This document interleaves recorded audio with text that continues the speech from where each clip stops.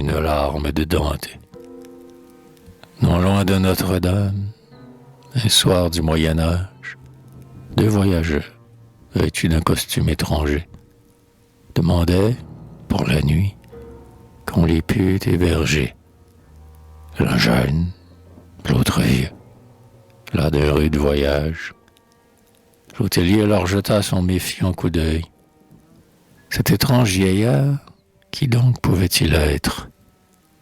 Il portait bien l'épée, avait l'habit d'un prêtre, et de la tête aux pieds racontait un grand deuil. Sa robe, qui tombait comme un long scapulaire, son froid visage pâle et son chaperon noir, dès l'abord glaçaient l'âme. On se figurait voir un moine ayant levé sa dalle tumulaire. Un homme réfléchi, néanmoins, l'hôtelier, qui n'avait de longtemps logé de pareils hôtes, détacha du trousseau la clé des chambres hautes, et devant eux monta par un sombre escalier. Il demanda, suivant sa coutume prudente, de payer le nom de ces deux voyageurs, qui montaient sans mot dire et semblaient tout songeurs. Ils étaient florentins. Le vieux se nommait Dante. La chambre où l'on entra datait d'un siècle au moins. Le plancher sans tapis, les murs sans boiserie, exhalaient une odeur de vieille hôtellerie. L'araignée tramait sa toile à tous les coins. Dans ces temps de misère et de guerre civile, entre ces quatre murs délabrés, froids et nus, peut-être avaient dormi d'illustres inconnus, qui s'en allaient alors tristement par les villes. Le vieillard et l'enfant, tous deux endoloris, mais avares du jour qui semblait disparaître. Dans la brume d'hiver ouvrirent la fenêtre. Dante Courbet plongea son regard dans Paris. Il promena d'abord sa vue indifférente sur les gens affairés qui fourmillaient en bas, clercs, marchands, écoliers. Il ne reconnut pas un seul habit toscan dans cette foule errante.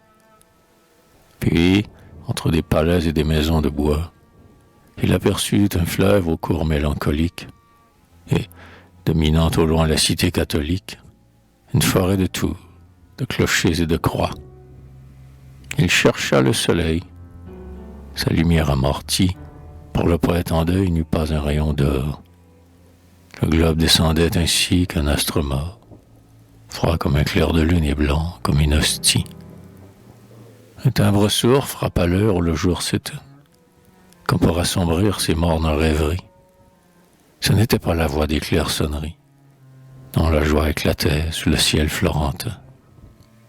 Là-bas, vers l'Orient, là-bas, à 300 lieues, les cloches, tressaillant dans leurs clochers à jour, envoyaient aux échos des cantiques d'amour, parmi l'encens des fleurs, dans les montagnes bleues.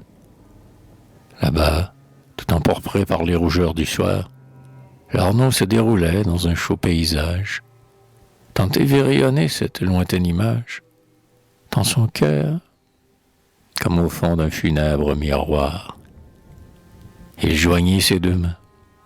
Sur ses joues amaigries, une larme roulait.